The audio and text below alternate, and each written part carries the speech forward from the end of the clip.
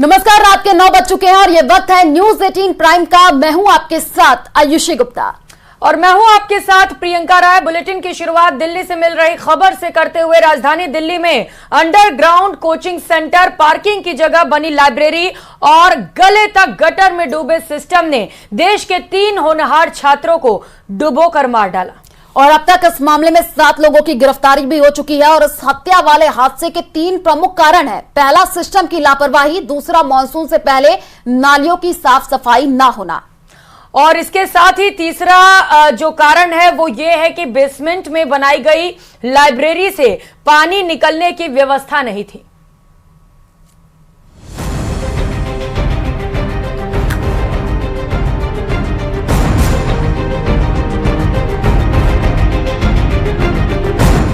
Gutter में कैसे डूब गया दिल्ली का सिस्टम? ये आक्रोश, ये गुस्सा, ये पीड़ा उन 3 छात्रों के लिए भी है जो कोचिंग सेंटर में बने मौत के तहखाने में मारे गए। ये गटर में डूब चुके उन सिस्टम के लिए भी है जिसने देश की राजधानी कहे जाने पर इतराने वाली दिल्ली के मुंह पर लापरवाही की कालिक मल दी।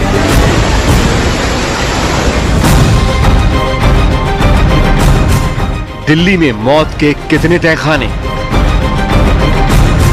तो कौन है जिम्मेदार तान्या, श्रेया और नवीन की मौत का? क्या सिर्फ कोचिंग संचालक, सिर्फ एमसीडी, सिर्फ पुलिस, सिर्फ प्रशासन, सिर्फ सरकार? क्या उन तीनों मौत की जिम्मेदार वो सोच नहीं जिसकी वजह से दिल्ली में सैकड़ों की संख्या में ऐसे मौत के तहखाने खुले हुए हैं? कुछ दिन पहले दिल्ली के पटेल नगर में करंट से जान गंवाने वाला नीलेश राय खबर था और तान्या, श्रेया और नवीन दर्शक। और अब तान्या, श्रेया और नवीन खबर हैं और बाकी जीवित बचे लोग दर्शक। अंडरग्राउंड डेथ चैम्बर, कितने कोचिंग सेंटर? इसीलिए सवाल है कि आज तान्या, श्रेया और नवीन के लिए जो प्रदर्शन हो रहे हैं, उनके लिए जो कैंडल मार्च हो रहे हैं, इन 3 छात्रों के लिए जो गुस्सा है, क्या वो दिल्ली को गारंटी दे पाएगा कि अब ऐसा कोई और हादसा नहीं होगा? अब जिस पेरेंट्स पे बीत रही होगी वही जान सकते हैं। बट मेरे को लगता है ऐसा कि मैनेजमेंट पे तो कठोर से कठोर कार्रवाई, और राजेंद्र नगर में जितने भी इंस्टीट्यूट चल रहे हैं सब पे जांच होनी चाहिए कि मैंने यहाँ तक भी सुना है कि जो बेसमेंट में जहाँ पे ये हादसा हुआ उनका परमिशन ही नहीं था। उसका परमिशन एक स्टोरेज के था, लेकिन वहाँ पर लाइब्रेरी चल रहा है। क्या एमसीडी, प्रशासन, सिस्टम या सरकार गारंटी दे पाएगी कि दिल्ली में कोचिंग सेंटर के नाम पर अब कोई अंडरग्राउंड डेथ चैम्बर खुला नहीं रहेगा? सोचिए क्या स्थिति रही होगी जब भविष्य के सपने देखने वाली आंखें अपने सामने मौत खड़ी देख रही होंगी। तान्या, श्रेया और नवीन कितने छटपटाए होंगे। उन्होंने बेसमेंट में गटर से पानी भरता देखा होगा। उस वक्त जान बचाने की जो चीखें गूंजी होंगी, वो क्या दिल्ली के सिस्टम को जगा पाएंगी, या फिर इन 3 मौतों का शोर दबने के बाद फिर ऐसी ही खामोशी पसरी होगी जो इस वक्त इस कोचिंग सेंटर में पसरी है जहां ये हत्या वाला हादसा हुआ। जब ये हादसा हुआ तो वहाँ हदेश चौहान नाम का चश्मदीद भी था, जिन्होंने ये वीडियो शेयर कर दावा किया कि हादसे वाले वक्त में वो भी बेसमेंट में फंसे थे। हदेश का दावा है कि सिर्फ 10 मिनट में कोचिंग सेंटर का पूरा बेसमेंट पानी से भर गया। न्यूज 18 इंडिया की टीम एक्सक्लूसिव तौर पे पहुंची है राव कोचिंग सेंटर के अंदर, जहां ये पूरा का पूरा हादसा हुआ है। हम आपको वो तस्वीरें दिखाने जा रहे हैं। सीढ़ियों से पहले देखिए, सीढ़ियों पे आपको बर्बादी की तस्वीर दिख रही होगी, जिस तरह से ऊपर से पानी यहाँ पहुंचा है। हम इधर लाइट इधर दिखाइए, इधर कैमरे को ले जा रही है। देखिए अभी भी यहाँ पानी है। ये बायोमेट्रिक गेट है, 2 तरफ सीढ़ियाँ थी लेकिन बंद भी थी बायोमेट्रिक गेट की, बायोमेट्रिक लॉक होने की वजह से। ये दरवाजा आपको दिख रहा होगा। हम अपने सहयोगी से कहेंगे वो यहाँ इधर दिखाएं तस्वीरें, और लाइट के जरिए अंधेरा है, हम आपको दिखा नहीं सकते। और ये पानी अभी भी देखिए, अभी भी पानी लगा हुआ है। न्यूज 18 इंडिया आपको तस्वीरें दिखा रहा है। अब ढूंढते रहिए कि जिस बेसमेंट में स्टोर और पार्किंग बनाने की परमिशन थी, वहाँ लाइब्रेरी कैसे बन गई। अब पता करते रहिए कि इस लापरवाही के लिए कौन कौन और कितने लोग जिम्मेदार हैं, क्योंकि तान्या, श्रेया और नवीन अब खबर बन चुके हैं और खबर की उम्र नई खबर आने तक ही रहती है।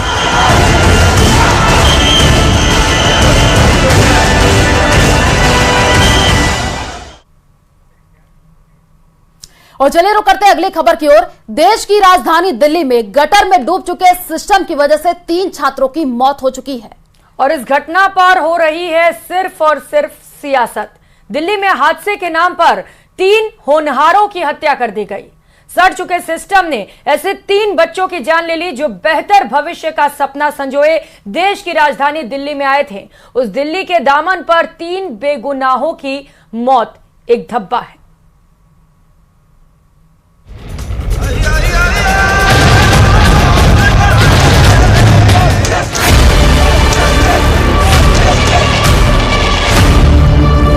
हादसा नहीं, हत्यारों को जेल भेजो।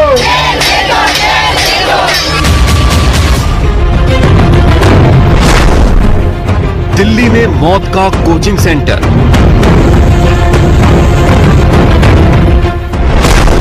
तीन छात्रों की मौत पर हंगामा।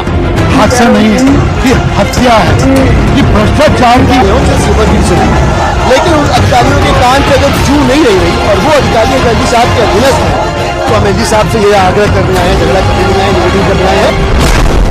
जिम्मेदारी पर सन्नाटा।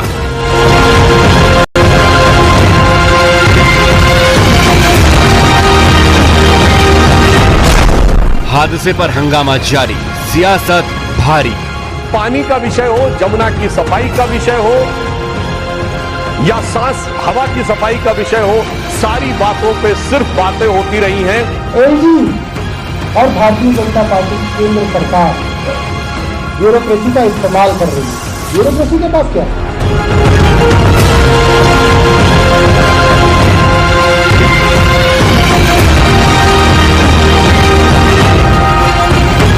दिल्ली में मौत के कोचिंग सेंटर पर हंगामा जारी है, लेकिन जिम्मेदारी पर सन्नाटा पसरा हुआ है। सवाल ये है कि जिन 3 छात्रों की कोचिंग सेंटर के बेसमेंट में पानी भरने से मौत हुई, उनकी मौत का जिम्मेदार कौन है और आगे ऐसी घटनाएं ना हो, इसके लिए इस घटना से क्या सबक लिया जाएगा। लेकिन इन सवालों का जवाब किसी के पास नहीं है। देश की राजधानी दिल्ली में गटर में डूब चुके सिस्टम की वजह से 3 छात्रों की मौत हो चुकी है और इस घटना पर हो रही है सिर्फ सियासत।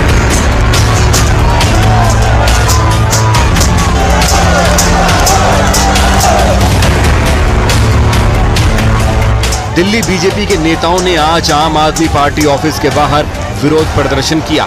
बीजेपी कार्यकर्ताओं ने चूड़ियां दिखाकर और थाली बजाकर आम आदमी पार्टी के खिलाफ प्रोटेस्ट किया। बीजेपी कार्यकर्ताओं को रोकने के लिए दिल्ली पुलिस को वाटर कैनन का इस्तेमाल करना पड़ा। बीजेपी कार्यकर्ताओं का कहना है कि एमसीडी में आम आदमी पार्टी का बहुमत है, मेयर भी आपका ही है। ये घटना एमसीडी की लापरवाही के कारण हुई है।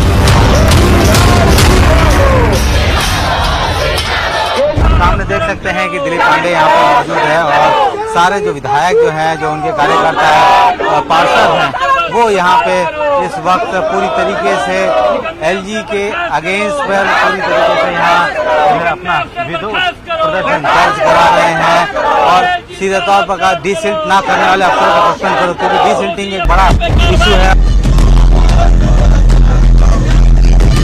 दूसरी तरफ आम आदमी पार्टी कार्यकर्ताओं ने एलजी सचिवालय के बाहर बीजेपी और एमसीडी कमिश्नर के खिलाफ विरोध प्रदर्शन किया। आम आदमी पार्टी का आरोप है कि एमसीडी कमिश्नर की नियुक्ति गृह मंत्रालय करता है। कमिश्नर की लापरवाही के कारण जलभराव हुआ है और स्टूडेंट्स की मौत हुई है। बीजेपी छात्रों की मौत के लिए आम आदमी पार्टी को जिम्मेदार ठहरा रही है, तो वहीं आम आदमी पार्टी एलजी पर आरोप लगा रही है कि एलजी दिल्ली सरकार को काम नहीं करने देते, जिसकी वजह से दिल्ली की ये हालत हुई है। ये हादसा नहीं है, ये हत्या है। ये भ्रष्टाचार की वजह से ये हत्या हुई है।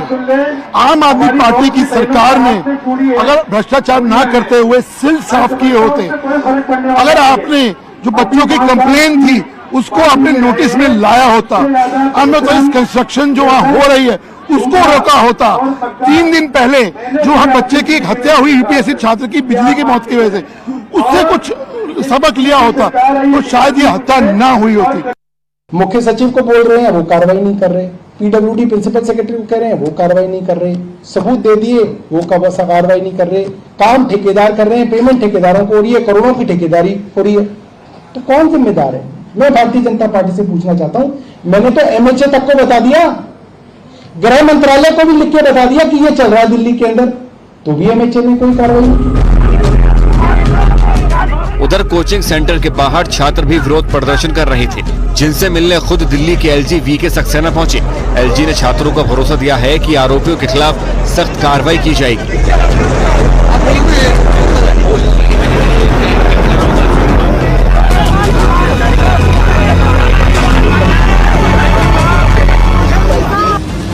दिल्ली में यूपीएससी की तैयारी कर रहे इन 3 छात्रों की मौत का मुद्दा सड़क से लेकर एमसीडी और संसद तक गूंज रहा है, लेकिन इन छात्रों के परिवारों को क्या जवाब दे, इसका जवाब किसी के पास नहीं है। आज दिल्ली नगर निगम के सदन में कांग्रेस और बीजेपी दोनों पार्टियों ने आम आदमी पार्टी के मेयर और पार्षदों के खिलाफ नारेबाजी की।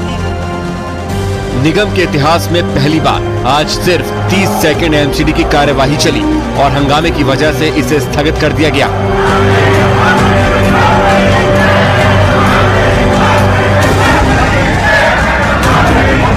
चढ़े हुए हैं महापौर, जहां पर कमिश्नर बैठती है, महापौर बैठते हैं, वहां पर बेंच पे ये सभी पार्षद यहां पर चढ़ गए हैं और उनकी यही मांग थी कि दिल्ली में राजेंद्र नगर में जिस तरह से जो घटनाक्रम हुआ है छात्रों के साथ, उसको लेकर इस वक्त दिल्ली की सियासत गरमाई हुई है और उसका सीधा सीधा असर यहां पर आज हाउस में दिखाई दे रहा है, क्योंकि हर महीने होने वाला ये हाउस जहां पर अलग अलग फैसले लिए जाते हैं, वहां पर इस वक्त जो तस्वीर है बिल्कुल सबसे अलग है। वहीं संसद में भी ये मुद्दा उठा। बीजेपी नेता सुधांशु त्रिवेदी ने आरोप लगाया कि दिल्ली में सैकड़ों करोड़ का शीश महल तो बन गया, लेकिन सीवर की सफाई नहीं हुई। तो आम आदमी पार्टी ने हादसे के लिए केंद्र सरकार को जिम्मेदार ठहरा दिया। Coaching has become virtually commerce. Every time we read a newspaper, front 1 or 2 pages are by way of advertisements. In a country where opportunities, कि ये अपने आप में एक लापरवाही नहीं, बल्कि ये एक प्रकार का एक आपराधिक कृत्य है, एक प्रकार की क्रिमिनल नेग्लिजेंस है, जिसमें जानते बूझते बच्चों को उस हद तक उनके जीवन को खतरे में डालने के तक ले जाया गया। यूपीएससी के स्टूडेंट जो तैयारी कर रहे थे, आखिरकार प्लानिंग और एनओसी देने की जिम्मेदारी तो सभी अधिकारियों की है। अध्यक्ष महोदय, जिम्मेदार कौन है, उनके खिलाफ कार्रवाई क्या हो रही है? नंबर 1। दूसरा, ये केवल एक विषय नहीं है इलीगल बिल्डिंग। हम तो यूपी से अध्यक्ष जी देख रहे हैं, जहां इलीगल बिल्डिंग बनती है वहां बुलडोजर चलता है। क्या ये सरकार बुलडोजर चलाएगी कि नहीं चलाएगी? कोचिंगों के अंदर ये बेसमेंट में आज एक दिन नहीं हुआ मान्यवर जहां पे वहां पे कोचिंग क्लासेस चल रहे हैं या लाइब्रेरी चल रही है। ये कोचिंग क्लासेस और लाइब्रेरी 20-20, 25-25 साल से चल रहे हैं और उस समय एमसीडी में 15 वर्षों से सत्ता पक्ष भारतीय जनता पार्टी का शासन था। क्या किया आपने उस समय? हादसे में अब आरोपियों के खिलाफ एक्शन शुरू हो गया है। एमसीडी ने एक जूनियर इंजीनियर को टर्मिनेट किया और एक असिस्टेंट इंजीनियर को सस्पेंड कर दिया है। वहीं पुलिस ने मामले को लेकर आज 5 और लोगों को गिरफ्तार किया, जिसके बाद अब तक इस मामले में 7 गिरफ्तारियां हो चुकी हैं। हादसे के बाद आज ओल्ड राजेंद्र नगर में बुलडोजर एक्शन भी हुआ। कोचिंग सेंटर के आसपास के अवैध निर्माण को बुलडोजर से तोड़ा गया। साथ ही दिल्ली के अलग अलग इलाकों में बेसमेंट में चल रहे 13 कोचिंग सेंटर्स को सील किया गया। लेकिन सवाल वही है, क्या ये पहले नहीं हो सकता था? काश पहले सावधानी बरती जाती तो इन 3 छात्रों की जान नहीं जाती।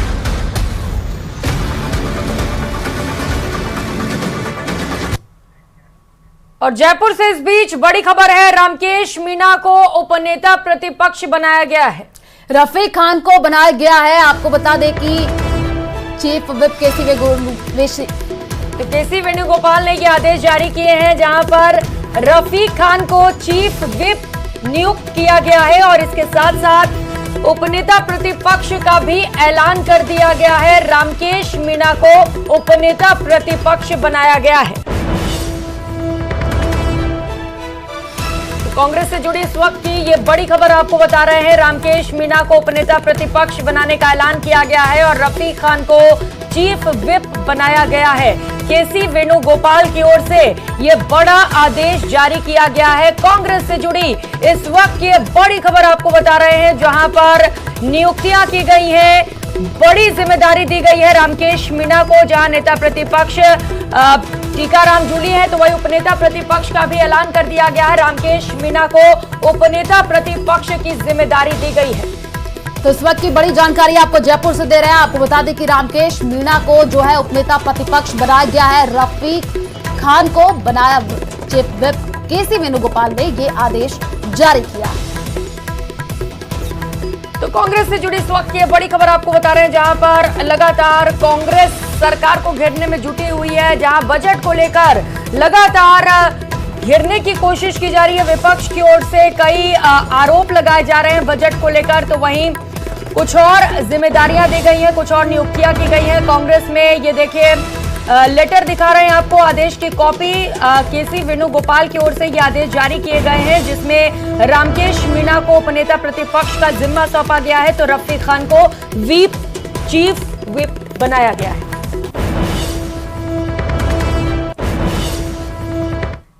और लोकसभा में नेता प्रतिपक्ष राहुल गांधी ने आज सरकार पर चुन चुन करके हमले बोले।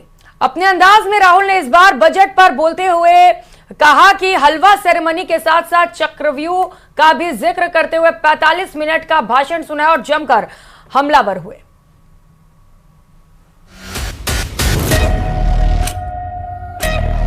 इक्कीसवीं सदी में सर एक नया चक्रव्यूह तैयार हुआ है, तो वो भी लोटस की शेप में है सर, और उसका चिन्ह प्रधानमंत्री जी अपनी छाती पर लगा के चलते हैं। नहीं सर, बोलने दीजिए।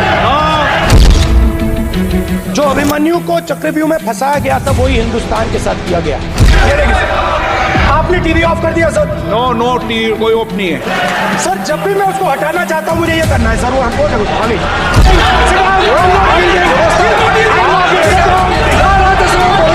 लोकसभा में आज राहुल खूब गरजे, सरकार पर खूब हमले किए और एक एक कर कई मुद्दों पर सरकार को घेरा।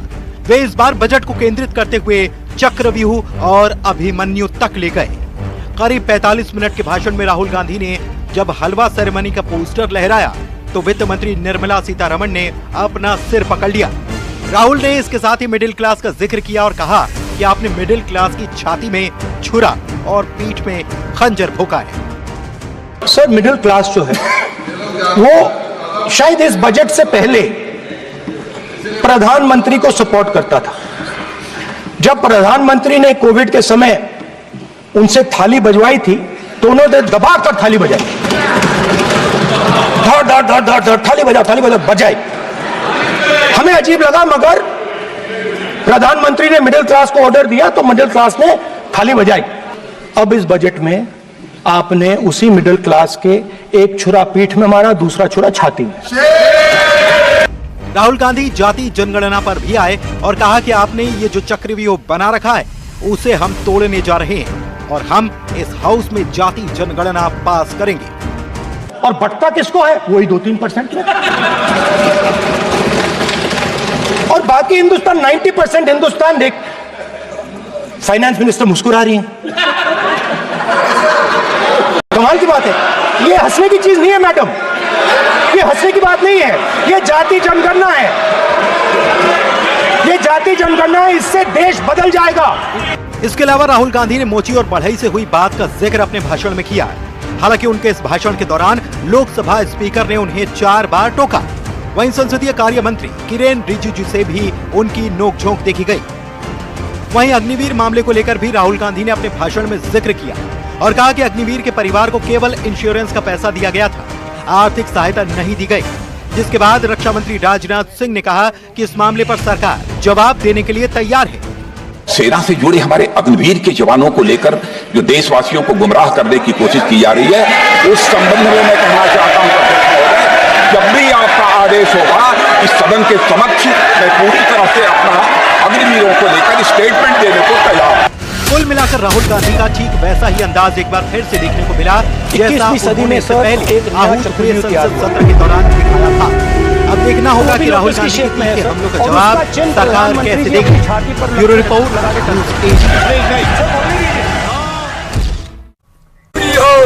इस दौरान और राहुल के बयान पर सुधांशु त्रिवेदी ने निशाना साधा। बीजेपी नेता सुधांशु त्रिवेदी ने क्या कुछ कहा वो आपको सुनाते हैं। वैसे तो हमारे शायद वित्त राज्य मंत्री उन्हें दिखाई नहीं पड़े, मगर मैं पूछना चाहता हूं, ये वो लोग पूछ रहे हैं सभापति महोदय जो 60 साल से खाते रहे हलवा और जनता को खिलाते रहे बलुआ। मैं पूछना चाहता हूं महोदय, ओबीसी की बात करने वालों से कि 53 में काका कालेलकर कमेटी बनी, 55 में रिपोर्ट आई और 55 से 77 तक 22 साल ओबीसी खाता रहा बलुआ और ये खाते रहे हलवा। 1980 में मंडल कमीशन की रिपोर्ट आई, इंदिरा जी और राजीव जी की सरकारें आई, 10 साल तक ओबीसी खाता रहा बलुआ और ये खाते रहे हलवा। जिन्होंने 4-4 पीढ़ियों तक खाया है हलवा, वो आज हमसे आके पूछ रहे हैं। वो तो मोदी जी जब आए तो ओबीसी कमीशन को संवैधानिक दर्जा मिला, अन्यथा मैं हलवा और बलुआ वालों से पूछना चाहता हूं, बताएं 2014 में इनकी कैबिनेट में कितने ओबीसी मिनिस्टर थे। और इसी के साथ इस बुलेटिन में फिलहाल इतना ही। बाकी खबरों के लिए आप देखते रहिए न्यूज़ 18 राजस्थान। नमस्कार।